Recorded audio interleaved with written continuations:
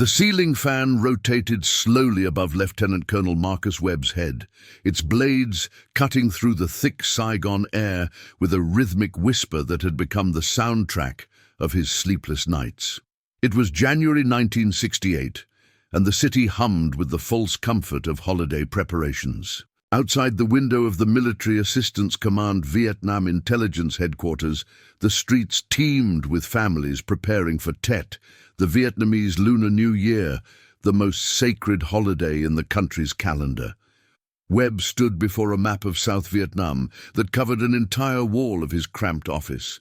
Red pins marked known enemy positions. Blue pins indicated Allied forces. Yellow pins, the ones that kept him awake, represented areas of uncertainty, intelligence gaps that stretched across the countryside like wounds that refused to heal. He was 43 years old, with graying temples and eyes that had seen too many classified reports to believe in simple truths anymore. His career had taken him from the Korean War to the halls of the Pentagon, and finally here, to this suffocating city where the enemy seemed to exist everywhere and nowhere at once. "Colonel, the latest field reports from the northern provinces." Captain Daniel Reeves entered the room carrying a manila folder thick with documents. He was young, 26, maybe 27, with the kind of eager confidence that Webb had once possessed and now viewed with a mixture of nostalgia and concern. Reeves still believed that intelligence was a puzzle that could be solved with enough pieces. Webb had learned that some puzzles were designed to mislead. "What do they tell us?" Webb asked, not turning from the map. "Same as before, sir. Increased activity along the border, supply movements through the Ho Chi Minh Trail, but nothing that suggests a major offensive." Reeves paused. "General Westmoreland's assessment stands. The enemy is weakening. Their morale is broken. The Tet ceasefire should hold." Webb finally turned, his expression unreadable. "And what do you believe, Captain?" Reeves hesitated. It was a question he hadn't expected. In the military hierarchy, belief was often a luxury reserved for those with stars on their shoulders. I believe we have the best intelligence apparatus in the world, sir. Our SIGINT capabilities, our reconnaissance, our network of informants. If something major were happening, we would know." Would we? The question hung in the air like smoke.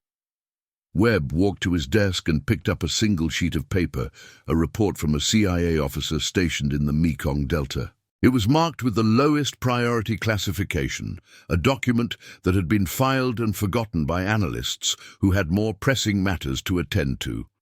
"This came in 3 weeks ago," Webb said. "A local informant reported unusual troop movements near Cu Chi.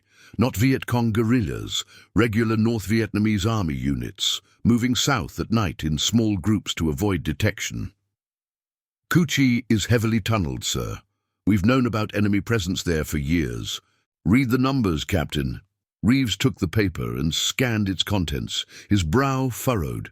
This says potentially 10,000 troops. That can't be right. Our estimates put NVA strength in the entire 3-corps region at less than half that. And there lies the problem. Webb's voice carried a weariness that had nothing to do with lack of sleep. Our estimates, our assumptions, our certainty that we understand an enemy who has been fighting for independence for over 2 decades, first against the Japanese, then the French, and now us. He returned to the map, tracing his finger along the network of roads and rivers that connected the country like arteries. We count their bodies after every engagement. We measure success in kill ratios and tonnage of bombs dropped. We have satellites that can photograph a rice paddy from space and computers that can process more data in an hour than a human analyst could review in a lifetime. And yet, sir, I look at this map and I see shadows. I see an enemy who has survived everything we've thrown at them. I see a population whose hearts and minds we claim to be winning, but whose eyes tell a different story. Webb shook his head. General Westmoreland has assured Washington that the war is being won. The president believes him. The American public believes him. But intelligence isn't about belief, Captain. It's about doubt. It's about asking the questions no one wants to hear. A knock at the door interrupted them. A young sergeant entered, slightly out of breath. "Sir, urgent communication from MACV headquarters. General Westmoreland is calling an emergency briefing. All senior intelligence officers are required to attend."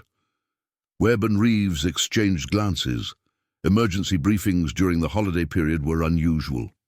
The ceasefire was supposed to begin in less than 48 hours, a mutual agreement that both sides would observe the sacred Tet celebrations.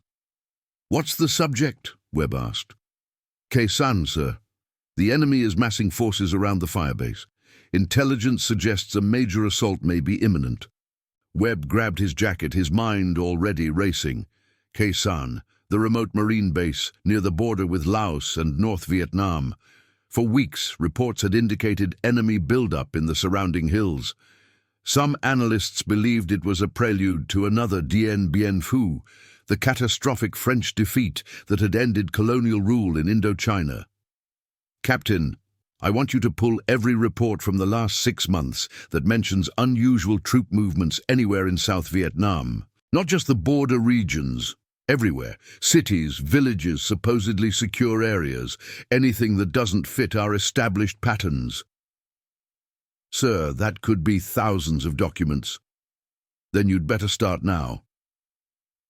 Webb paused at the door, looking back at the map one final time. Something was wrong. He could feel it in his bones, in the way the pieces refused to fit together despite the confident assessments flowing from headquarters. The enemy was doing something, planning something, and they were doing it in plain sight while American intelligence focused on Khe Sanh. But feelings weren't evidence. Instincts weren't actionable intelligence. In the hierarchy of military decision-making, certainty was valued above all else, and Marcus Webb was about to walk into a room full of men who were absolutely certain they understood the enemy.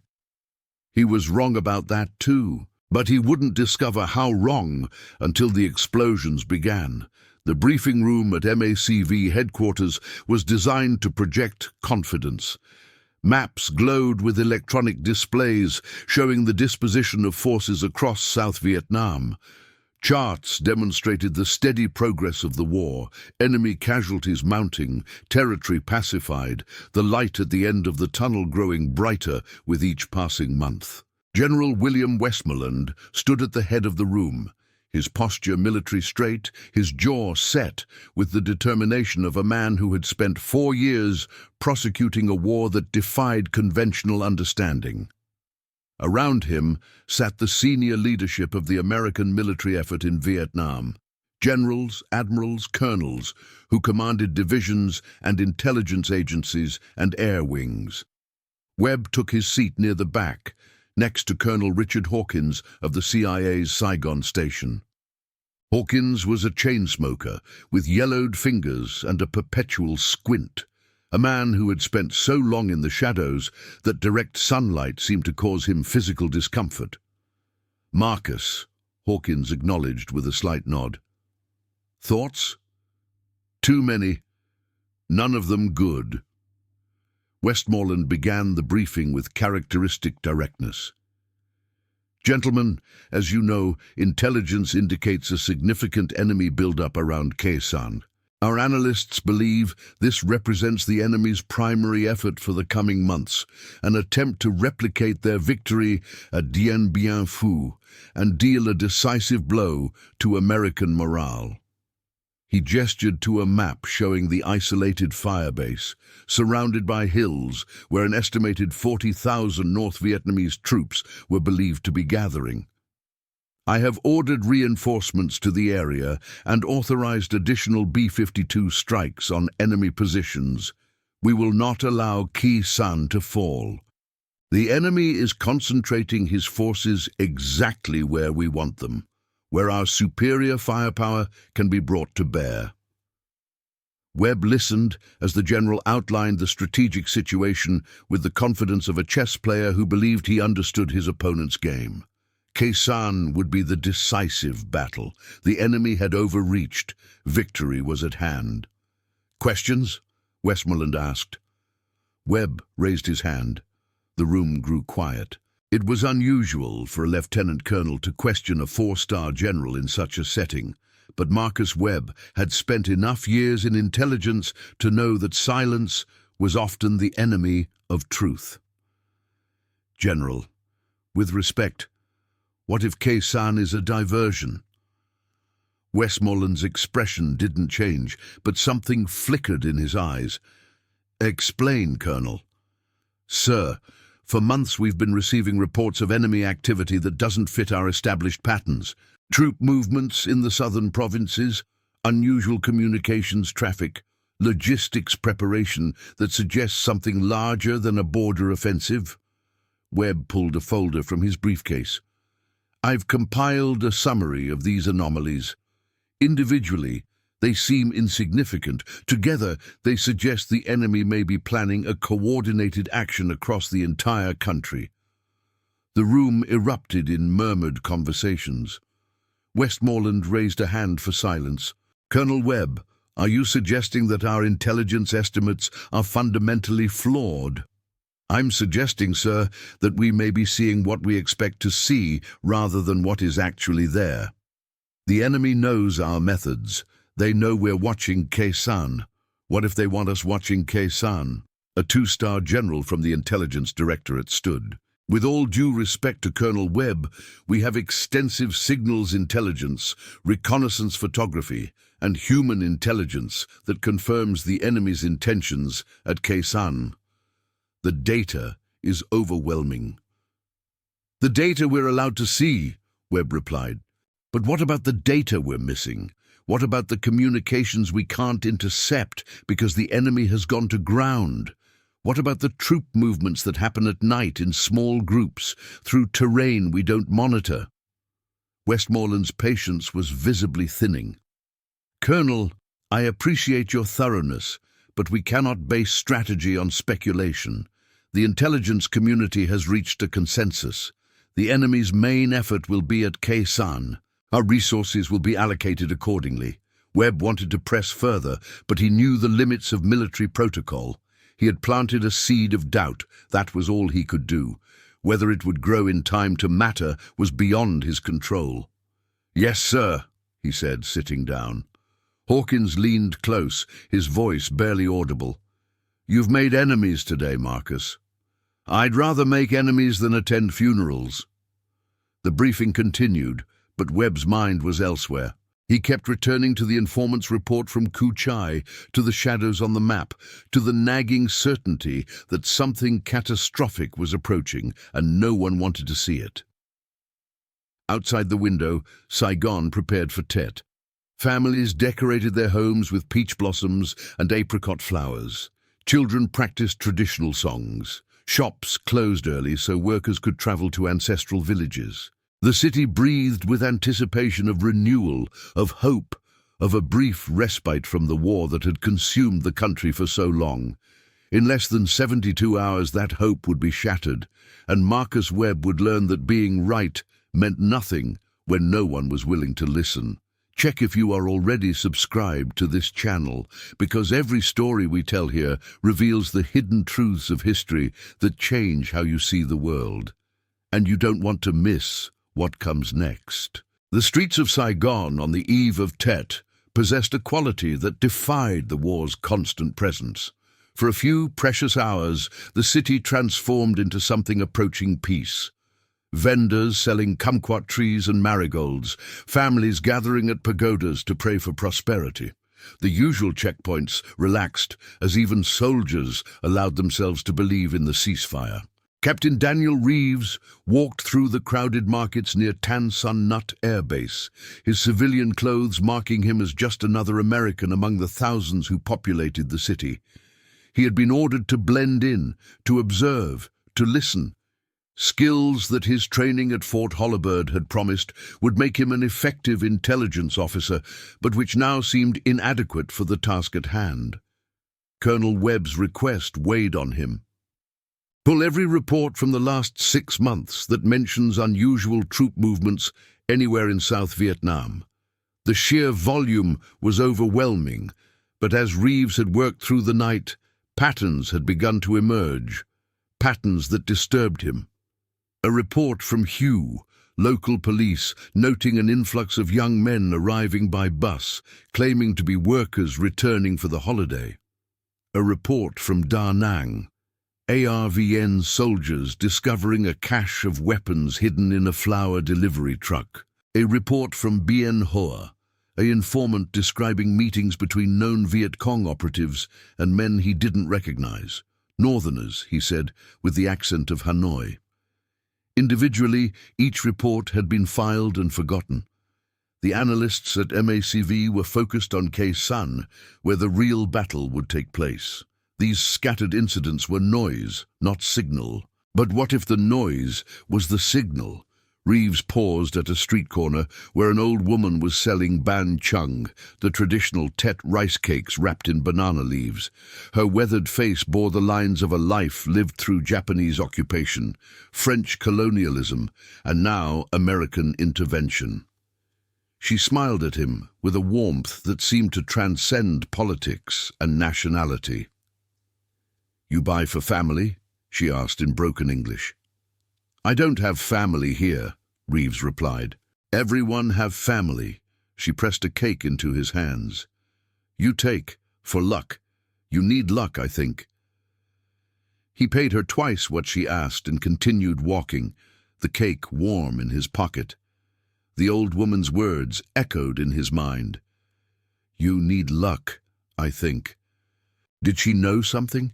Was she just a grandmother hoping for peace, or was she one of the countless Vietnamese who lived double lives, supporting the Americans by day, the revolution by night?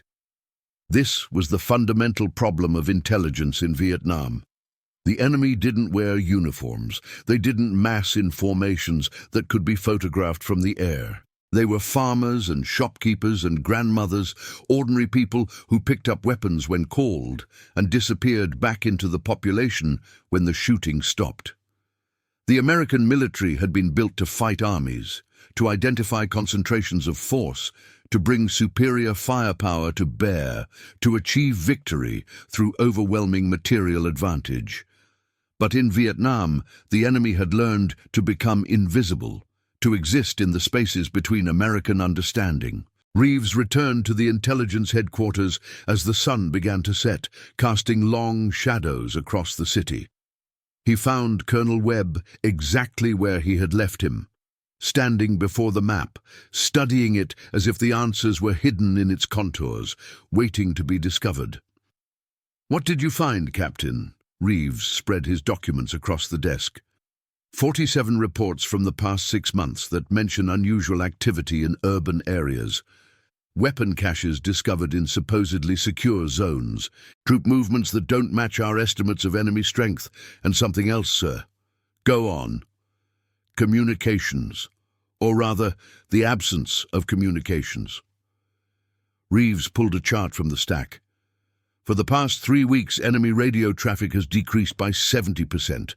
The analysts interpreted this as evidence that our operations at Khe Sanh are disrupting their command structure. But what if they've simply switched to methods we can't intercept? Webb nodded slowly. Couriers. Face-to-face meetings. The old ways. Exactly. And there's more. I spoke with a Navy SEAL team that just returned from an operation in the Mekong Delta. They reported contact with NVA regulars, not Viet Cong guerrillas, but trained soldiers from the north. According to our estimates, there shouldn't be any NVA units in that region, but these SEALs are certain of what they saw. What did headquarters say? They said the SEALs must have been mistaken, that the unit was probably a Viet Cong main force battalion that had been reinforced. And what do you think, Captain? Reeves hesitated. His entire career had been built on following the chain of command, on trusting the system that had trained him and promoted him, and sent him halfway around the world to fight a war he was only beginning to understand. But something had changed in the past 24 hours. He had seen the gap between what headquarters believed and what the evidence suggested, and he could no longer pretend it didn't exist. I think we're making assumptions based on what we want to be true, not what is actually happening. I think the enemy has learned how to exploit our certainty, to use our own intelligence apparatus against us, and I think—" He took a breath. "I think something is coming, sir. Something bigger than Khe-Sanh. Something we're not prepared for." Webb was silent for a long moment. When he spoke, his voice carried a heaviness that seemed to age him years in seconds. "I've been in this business for 2 decades, Captain. I've seen intelligence failures before. Pearl Harbor, the Chinese intervention in Korea, the Bay of Pigs. Every time the same pattern emerges. The information was there, the warnings were there. But the people who needed to hear them were too committed to their existing beliefs to listen." He gestured at the map. "Look at this. We've divided South Vietnam into neat sectors and provinces. We've assigned probability estimates to every enemy unit. We've created models that predict their behavior based on our understanding of communist doctrine. And all of it, every chart, every report, every confident assessment is built on the assumption that we understand this war." "Do we, sir?" "No." Webb's admission hung in the air like an accusation. "We understand our war, the war of technology and firepower and industrial production, but they're fighting a different war, a war of will, of patience, of sacrifice. And they're willing to lose 10 men for every one of ours because they believe, truly believe, that they will eventually win." A knock at the door interrupted them. The same sergeant who had summoned Webb to the earlier briefing stood in the doorway, his face pale. "Colonel, there's been an incident at the American Embassy." "What kind of incident?" "Explosion, sir. Details are still coming in, but it looks like a car bomb. Casualties unknown." Webb and Reeves exchanged glances. The ceasefire wasn't scheduled to end for another 36 hours. An attack now in the heart of Saigon, on one of the most heavily protected buildings in the country. "It's beginning," Webb said quietly. "Whatever they've been planning, it's beginning." He grabbed his jacket and headed for the door. "Captain, I want you to stay here. Monitor all incoming communications. Anything unusual, anything at all, you report to me immediately." "Sir, where are you going?" "To the embassy. I need to see this for myself." As Webb disappeared into the corridor, Reeves turned back to the map on the wall. The pins seemed to mock him, red and blue and yellow, each one representing a certainty that no longer felt certain.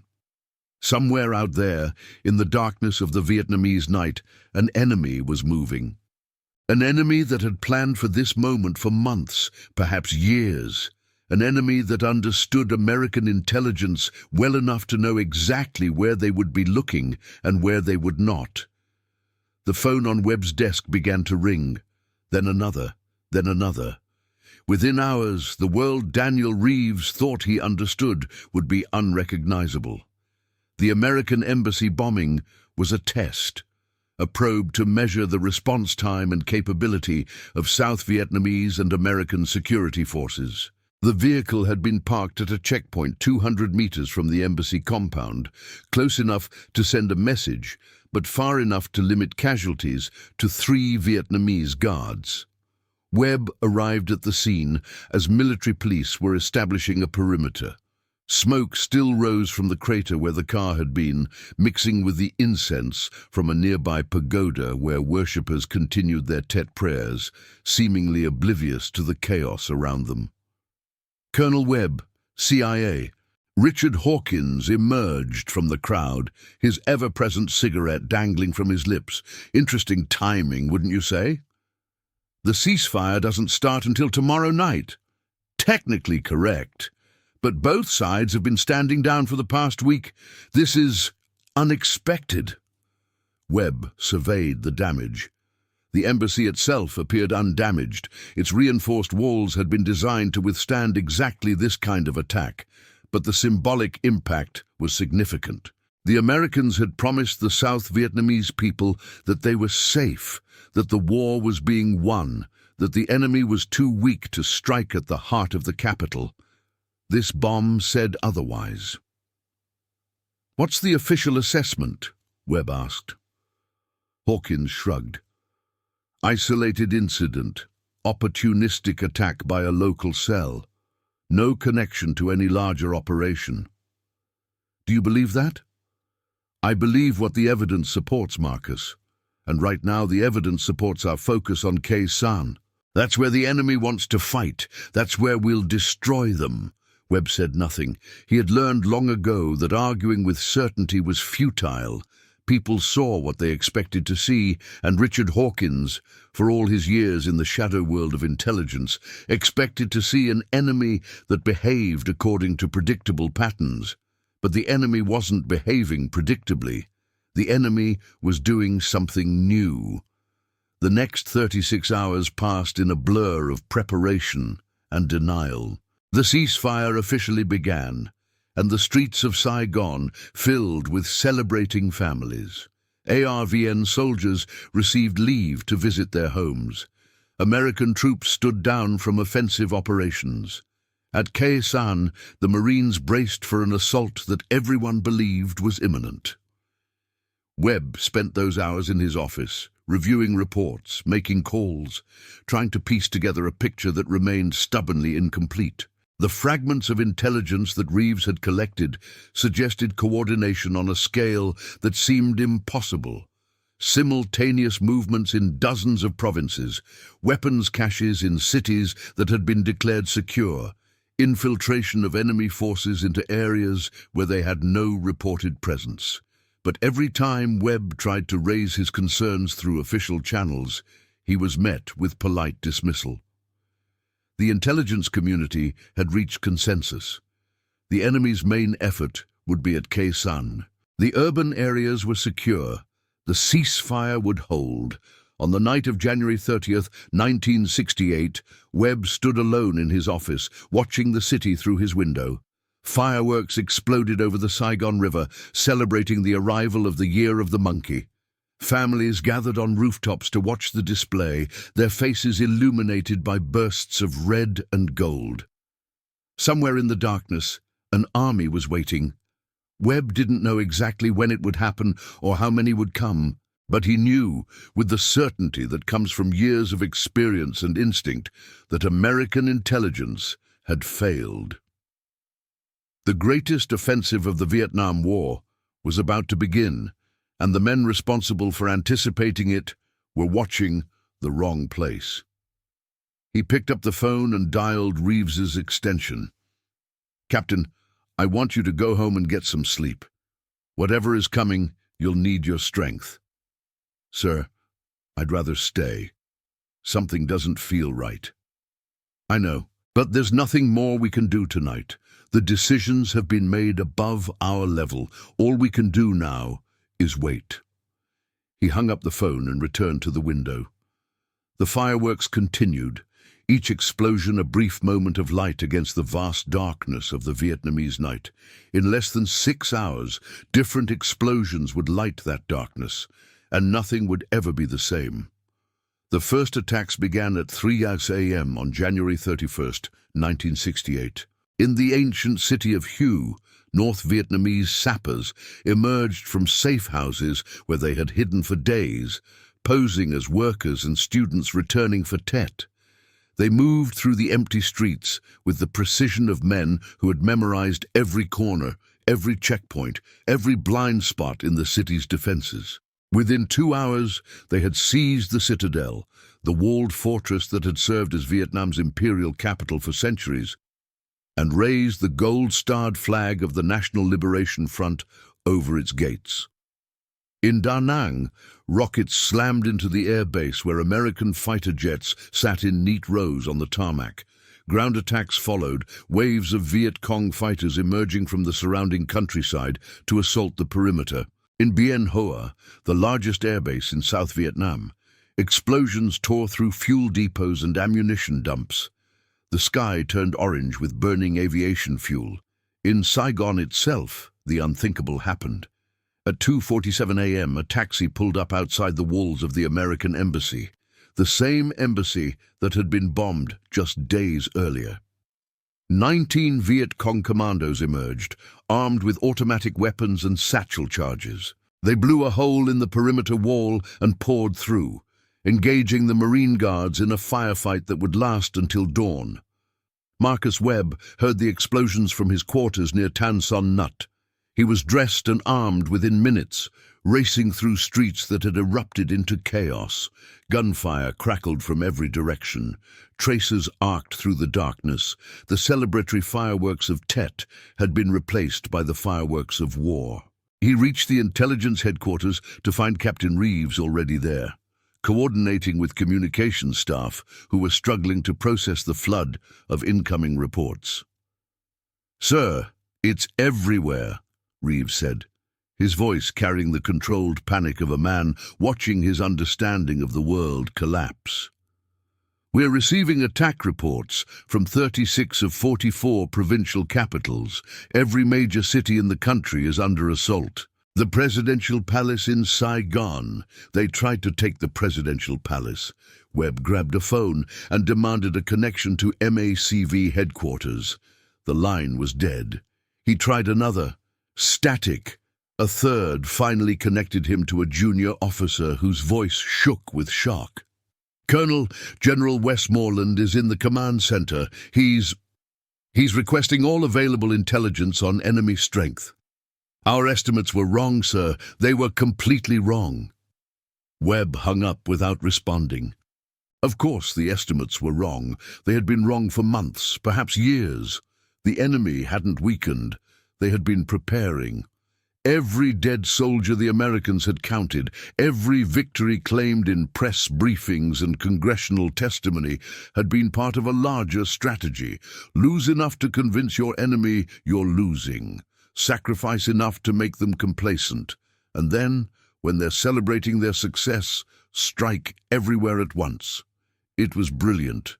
It was devastating. And it was exactly what Webb had feared.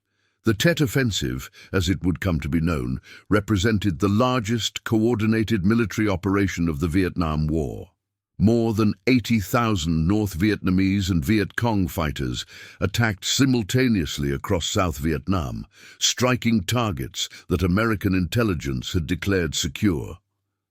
The timing, during the most sacred holiday of the Vietnamese year, maximized both the symbolic impact and the tactical advantage. For the American intelligence community, it was a catastrophic failure. How had they missed it? How had tens of thousands of enemy fighters infiltrated urban areas without detection? How had weapons and ammunition been stockpiled in cities throughout the country without a single report reaching the right desks?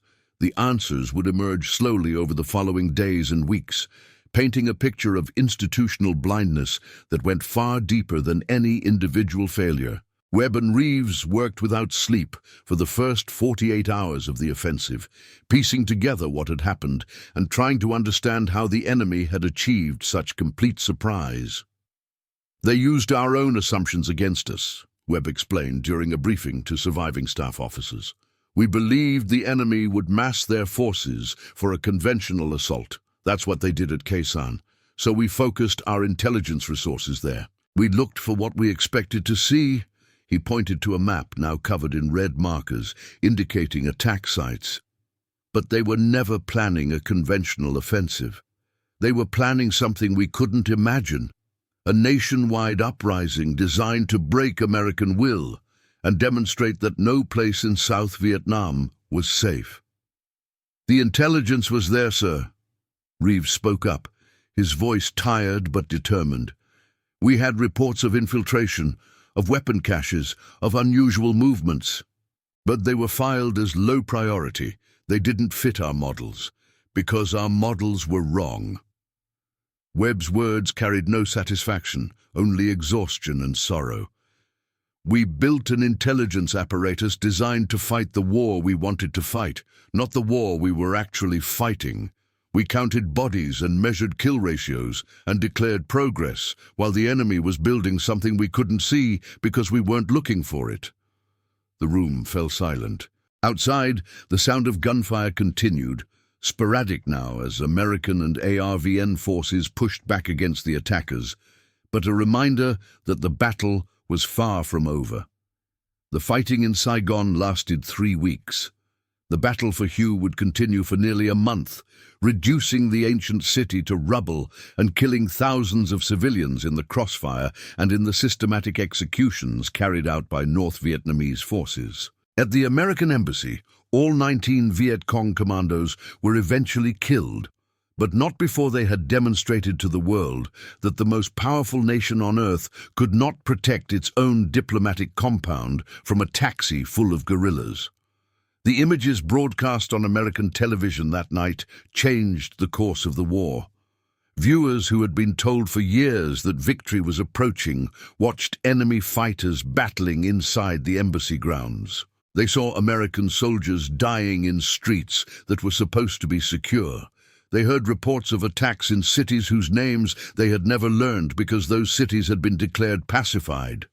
The gap between official optimism and visible reality had become too large to ignore. In the aftermath of the initial attacks, Webb was summoned to a meeting with senior intelligence officials who were desperately trying to understand what had gone wrong. The session was held in a secure conference room at MACV headquarters, the same room where, just days earlier, General Westmoreland had confidently outlined the coming victory at Khe Sanh. The atmosphere was different now. Faces that had projected certainty were lined with doubt. The charts and graphs that had demonstrated progress seemed to mock everyone who had believed them. "Colonel Webb," the senior officer began, "you raised concerns about our intelligence assessments before the offensive. What did you know that we didn't?" Webb chose his words carefully. "With respect, sir, I didn't know anything you didn't know. The information was available to everyone in this room. The reports were in the system. The patterns were visible to anyone who looked." "Then why didn't we see them?" "Because we weren't looking. We had decided what the enemy would do based on our understanding of their capabilities and doctrine. We built models that predicted their behavior, and when evidence emerged that contradicted those models, we dismissed it as noise rather than reconsidering our assumptions." The room stirred with discomfort. Webb continued, "The enemy understood this. They knew we were focused on Khe Sanh, so they made sure we had plenty of reasons to stay focused there. They knew we believed urban areas were secure, so they infiltrated those areas slowly in ways that didn't trigger our detection systems. They knew we valued body counts as a measure of progress, so they accepted casualties that made us think we were winning while they were actually preparing for this moment. Are you saying our entire intelligence apparatus was wrong?" "I'm saying our intelligence apparatus was designed to answer certain questions and not others. We're very good at counting things, troops, weapons, supplies. We're very good at intercepting communications and analyzing photographs. But we're not as good at understanding an enemy who doesn't think like us, who doesn't fight like us, who measures success by different standards than we do."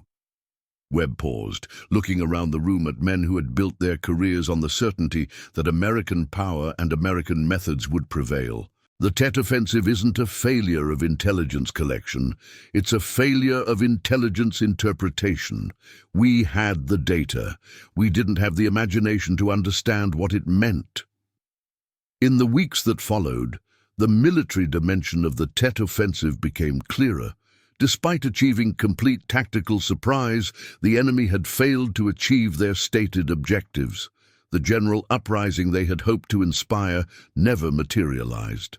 South Vietnamese forces, after initial confusion, fought with unexpected determination. American firepower, once brought to bear, devastated the exposed enemy formations. By any conventional military measure, Tet was an American victory. The enemy lost an estimated 45,000 fighters, nearly half of the force committed to the offensive. They were driven from every city they had attacked except Hue, and even there they were eventually defeated after weeks of brutal urban combat. But war is not measured only in body counts, and the Tet Offensive accomplished something that no battlefield victory could have achieved. It destroyed the credibility of American optimism about the war. Walter Cronkite, the most trusted journalist in America, traveled to Vietnam and delivered a broadcast that would be remembered as a turning point. It seems now more certain than ever that the bloody experience of Vietnam is to end in a stalemate, he concluded. To say that we are mired in stalemate seems the only realistic, yet unsatisfactory conclusion. President Lyndon Johnson, watching the broadcast, reportedly said, "If I've lost Cronkite, I've lost Middle America." Within weeks, Johnson announced he would not seek re-election. The war that American intelligence had declared all but won would continue for 7 more years, claiming thousands more American lives and millions more Vietnamese. And the men who had failed to anticipate Tet were left to contemplate a question that would haunt them for the rest of their lives. How had they been so certain and so wrong? Right now, if this story is making you reflect on something deeper, about certainty, about truth, about the price of blindness, leave a comment saying, "The truth we refuse to see becomes the truth that destroys us." Because some messages need to be shared. 3 months after the Tet Offensive, Marcus Webb stood in a cemetery outside Washington, D.C., watching as another flag-draped coffin was lowered into the earth. The young man being buried had been a Marine lieutenant, 23 years old, killed in the final days of the battle for Hue when a sniper's bullet found the gap in his body armor. Webb had never met the lieutenant, but he had read his file, top of his class at officer candidate school. Married for 6 months before deployment. His widow, a woman barely out of college herself, stood by the grave clutching a folded American flag, her face a mask of grief that Webb had seen too many times. This was the cost of intelligence failure, not statistics in a report, not lessons learned in classified briefings, but young lives ended and young families shattered. Every mistake made in the corridors of power rippled outward until it reached places like this cemetery, where the consequences were measured in tears and empty chairs at dinner tables. Colonel Webb. He turned to find a man in civilian clothes approaching, middle-aged, grey at the temples, with the bearing of someone who had spent his career in government service. "I'm Thomas Morrison, from the Senate Select Committee on Intelligence. We'd like to speak with you about the events leading up to January 31st. Webb had expected this. In the aftermath of Tet, Congress was demanding answers.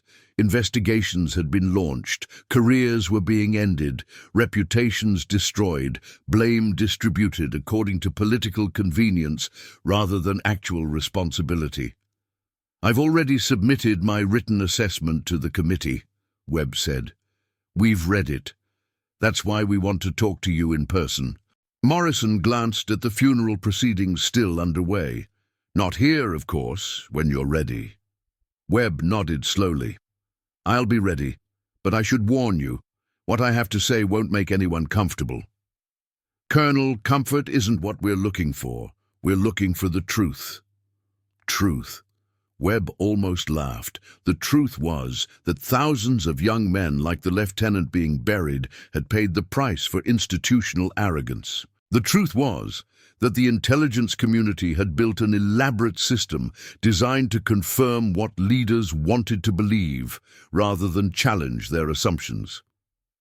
The truth was that even now, even after Tet, many of the same people who had declared victory were still in positions of power, still making the same mistakes, still refusing to acknowledge what had happened. But he would tell the committee what he knew. He owed that much to the dead.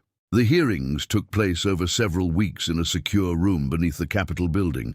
Webb testified for 3 days, walking the senators through the intelligence failures that had preceded Tet, the dismissed reports, the flawed assumptions, the institutional pressure to deliver optimistic assessments. He explained how the enemy had exploited American predictability, how they had understood the weaknesses in the intelligence apparatus better than the Americans themselves. He described the culture of certainty that had made dissent impossible, where questioning official estimates was treated as disloyalty rather than diligence. "Colonel Webb," Senator Richard Russell asked during one session, "in your professional opinion, could the Tet offensive have been predicted?" "Yes, Senator. Not the specific date or the exact targets, but the general nature of the attack, a coordinated nationwide offensive designed to achieve psychological rather than military objectives, was predictable. The intelligence was there. We simply chose not to see it." "Why?" Webb paused, gathering his thoughts. "Because seeing it would have required us to admit that everything we believed about the war was wrong. It would have required us to acknowledge that the enemy was stronger, smarter, and more determined than we had been telling ourselves. It would have required humility, Senator, and humility is in short supply when you're the most powerful nation on earth." The room fell silent. Webb continued, "We built an intelligence system designed to measure what we could count: bodies, weapons, territory. But we couldn't count will. We couldn't count belief. We couldn't count the determination of people fighting for what they saw as their homeland against foreign occupation. And because we couldn't count those things, we assumed they didn't matter." Captain Daniel Reeves remained in Vietnam for another 18 months after Tet. He was promoted to major and assigned to a new intelligence unit tasked with learning from the failures of the offensive. The work was difficult, not because the problems were hard to identify, but because fixing them required changing a culture that had developed over years. He thought often of the old woman who had sold him the rice cake on the eve of Tet. "You need luck, I think." She had been right, but luck hadn't been enough. Nothing had been enough to prevent what happened, because the failure wasn't in the field. It was in the minds of men who had convinced themselves they understood a war they had never truly seen. In the spring of 1969, Reeves received orders to return to the United States. His flight left from Tan Son Nhut Air Base on a morning thick with humidity and the smell of aviation fuel. As the plane climbed over Saigon, he looked down at the city that had shaped him, its crowded streets, its French colonial architecture, its mixture of beauty and sorrow that he would never forget. The war would continue for 6 more years. 58,000 Americans would die before it ended. Millions of Vietnamese, soldiers and civilians on all sides, would perish in a conflict that seemed to have no end and no purpose. And the lessons of Tet would be studied, analyzed, debated, and ultimately repeated in other wars, in other places, by other men who believed they understood enemies they had never truly known. 20 years later, Marcus Webb sat in his study in a small house in Virginia, surrounded by books and photographs and the accumulated memories of a career spent in the shadows. He had retired from the army as a full colonel, his promotion to general blocked by those who remembered his uncomfortable testimony after Tet. It was a price he had accepted, though not without bitterness. The phone rang, an unusual occurrence for a man who had outlived most of his friends and alienated many of his colleagues. "Colonel Webb, this is Daniel Reeves." Webb smiled despite himself. "It's been a long time, Captain. Or should I say, General?" Reeves laughed. "Retired now, just like you. I'm calling because I'm giving a lecture at the War College next month. The topic is intelligence failures. Specifically, what we should have learned from Tet. I was hoping you might be willing to participate." What could I possibly add? Everything I knew was in my testimony to Congress. It's all in the official record. The official record tells what happened. It doesn't explain why it keeps happening. We missed Tet. We missed the fall of the Shah in Iran. We missed the Soviet invasion of Afghanistan. Different wars, different enemies, but the same patterns of institutional blindness. Webb was silent for a moment, considering. He had spent 2 decades trying to understand what had happened in Vietnam.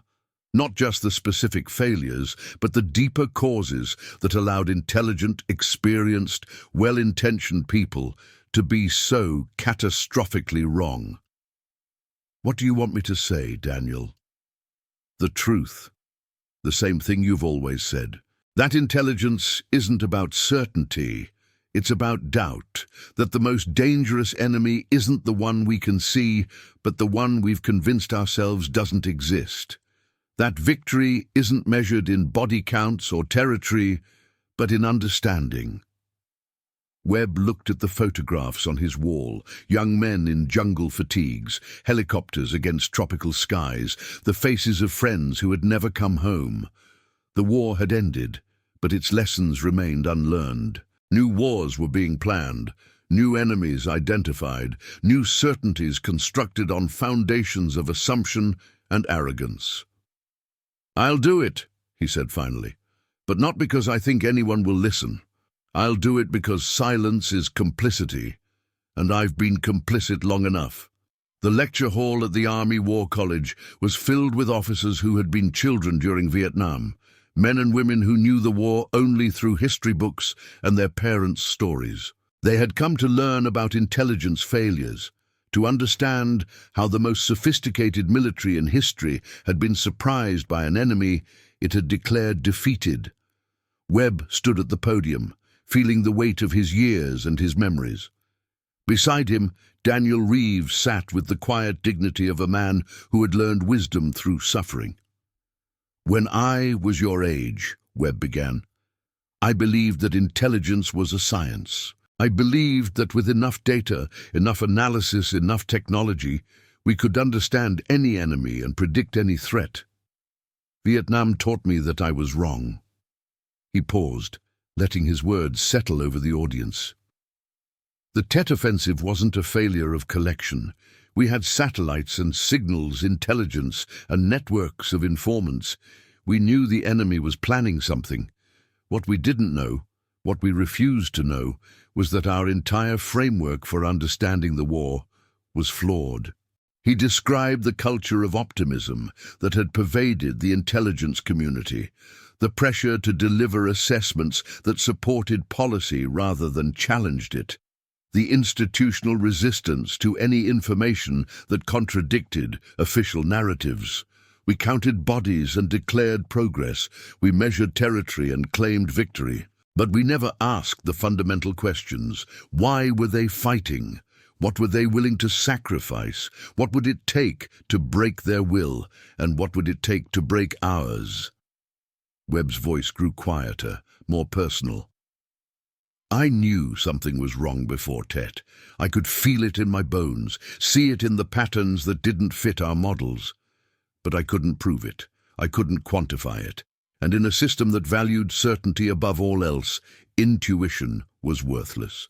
He looked out at the young officers, seeing in their faces the same eagerness he had once possessed, the same confidence that training and technology would be enough.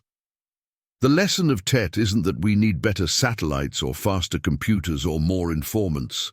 The lesson is that we need humility. We need to remember that our enemies are not abstract forces to be measured and managed, but human beings with their own histories, their own grievances, their own reasons for fighting. We need to question our assumptions constantly, especially when everyone around us is certain they're correct. After the lecture, Webb and Reeves walked together across the campus, past monuments to wars won and lost, past the graves of soldiers who had given everything for causes they believed in. "Do you think they understood?" Reeves asked. "Some of them, maybe." Webb shrugged. "But understanding isn't the same as changing. The same pressures that led to Tet still exist. The demand for certainty, the career incentives to tell leaders what they want to hear, the institutional resistance to uncomfortable truths. Then why do we keep trying? Webb stopped, looking up at the stars appearing in the evening sky. Because it's all we can do. We can't change the past, but we can try to influence the future. Every young officer who leaves here questioning their assumptions, every analyst who refuses to ignore inconvenient evidence, every leader who values doubt over certainty, that's a small victory. And small victories are all we have.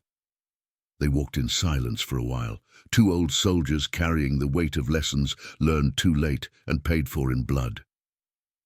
I think about them sometimes, Reeves said quietly. The ones who didn't come home. The ones who died because we were wrong. So do I. Every day. Does it get easier? Webb shook his head. No, but maybe it shouldn't. Maybe the pain is what keeps us honest. Maybe the moment we stop feeling it is the moment we start making the same mistakes again. Marcus Webb died on a spring morning in 1995, peacefully in his sleep, surrounded by the books and photographs that had been his companions through decades of solitude. He was buried with full military honors at Arlington National Cemetery, not far from the graves of men who had served under him in Vietnam. Daniel Reeves delivered the eulogy, speaking to a small gathering of veterans and intelligence officers who had known Webb in his various incarnations.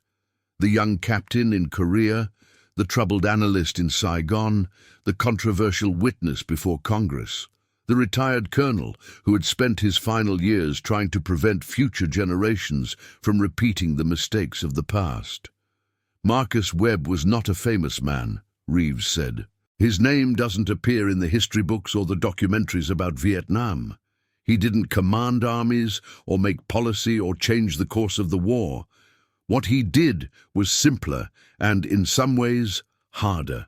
He told the truth when truth was unwelcome, and he refused to stop telling it even when no one wanted to listen. Reeves paused, looking at the flag-draped coffin. The Tet Offensive was a failure of intelligence, but not in the way most people understand that phrase. It wasn't a failure of technology or resources or effort.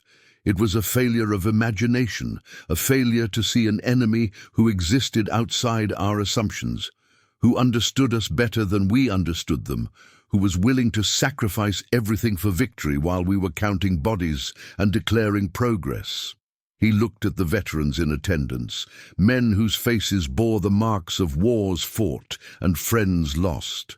Marcus spent the last decades of his life asking a simple question: how do we prevent this from happening again, not just in Vietnam, but in every conflict where powerful nations convince themselves they understand enemies they've never truly seen? His answer was uncomfortable but necessary: humility, doubt, the willingness to question everything, especially the things we're most certain about.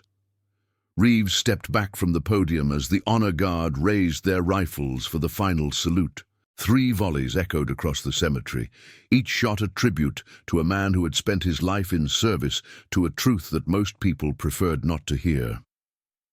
The Vietnam War ended on April 30th, 1975, when North Vietnamese tanks crashed through the gates of the presidential palace in Saigon. The city that Marcus Webb had tried so hard to understand fell in a single day, completing a journey that had begun decades earlier when a small group of revolutionaries declared independence from French colonial rule. The cost of that journey was staggering.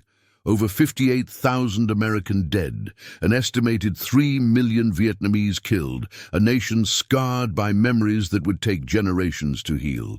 The intelligence failures that had marked the American involvement, from the Gulf of Tonkin to Tet to the final collapse, would be studied in war colleges and think tanks around the world, their lessons extracted and analyzed and sometimes learned. But the deeper lesson, the one that Marcus Webb had spent his life trying to teach, remained elusive. The human tendency to see what we expect to see, to dismiss evidence that contradicts our beliefs, to mistake certainty for truth. These flaws were not unique to Vietnam. They were part of the human condition, built into the architecture of institutions and minds in ways that no amount of technology or training could fully correct. 50 years after the Tet Offensive, Daniel Reeves, now in his 80s, his hair white and his steps slow, returned to Vietnam. The country had changed beyond recognition. Saigon was now Ho Chi Minh City, a gleaming metropolis of skyscrapers and motorbikes and young people who knew the war only from their grandparents' stories. He stood on the roof of the Rex Hotel, looking out over the city that had shaped his life. Somewhere below, in streets he no longer recognized, was the spot where he had bought a rice cake from an old woman on the eve of Tet. Somewhere below were the ghosts of friends and enemies, of choices made and opportunities lost, of a war that had seemed so important and now seemed so long ago. He thought of Marcus Webb, of the warnings that had been ignored, of the certainty that had blinded them all. He thought of the young officers he had trained over the decades, trying to pass on lessons that each generation seemed determined to learn anew. The sun set over the city, painting the sky in shades of orange and red that reminded him of other sunsets, other skies, other moments when the world had seemed poised on the edge of catastrophe. "We thought we knew everything," he said quietly to no one, "and we knew nothing at all." The truth of intelligence, the truth that Marcus Webb had devoted his life to understanding, was simple but devastating. Certainty was the enemy. The moment you believed you understood your opponent, the moment you stopped questioning your assumptions, the moment you mistook confidence for competence, that was the moment you had already lost. Vietnam had taught that lesson in blood and fire and grief. The question that remained, the question that would always remain, was whether anyone would remember. The legacy of the Tet Offensive extends far beyond the jungles and cities of Vietnam. It stands as a reminder that intelligence is not just about gathering information, it's about understanding what that information means and having the courage to act on uncomfortable truths. Marcus Webb never received the recognition he deserved. His warnings went unheeded, his testimony was filed and forgotten, his career was sacrificed on the altar of institutional convenience. But the questions he asked, about certainty, about assumption, about the gap between what we believe and what is true, remain as relevant today as they were in January 1968. The enemy we face may change, the technology we use may evolve, the wars we fight may take different forms.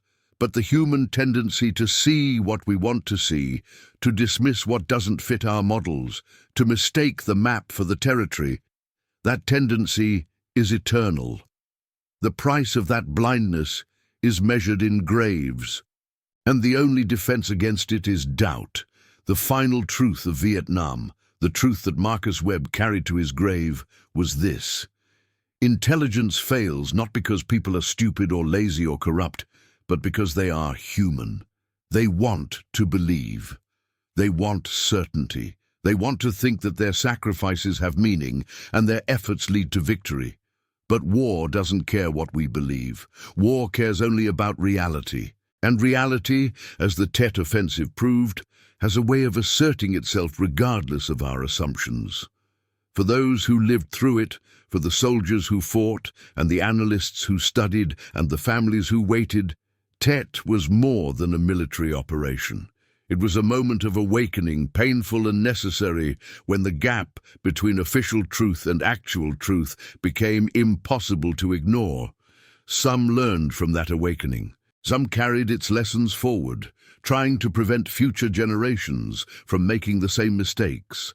Others forgot, or chose not to remember, or convinced themselves that the next war would be different. The war is always different. The mistakes are always the same. And the price is always paid by those who can least afford it. The young soldiers sent to fight, the civilians caught in the crossfire, the families left to mourn, the nations left to wonder what might have been if only someone had been willing to question what everyone else believed, Marcus Webb questioned. Daniel Reeves learned to question. The hope is that others will question too, that the lessons paid for in blood will not be forgotten, that the truth will matter more than comfort. That hope may be all we have, but sometimes hope is enough. If you watched this far, it's because this story resonated with something inside you. Leave a comment saying, "I watched this far," so I can get to know you and know who really appreciates the stories on this channel. If this story made you think, made you feel, made you see history in a new way, hit the like button and share it with someone who needs to hear it. And if you haven't already, subscribe to this channel. Because every story we tell here reveals the hidden truths that history tried to bury, and the next one might change how you see the world forever. The names and certain details in this story have been adapted for narrative purposes, but the events of the Tet Offensive and the intelligence failures that preceded it are documented historical fact. The lessons they teach remain painfully relevant today.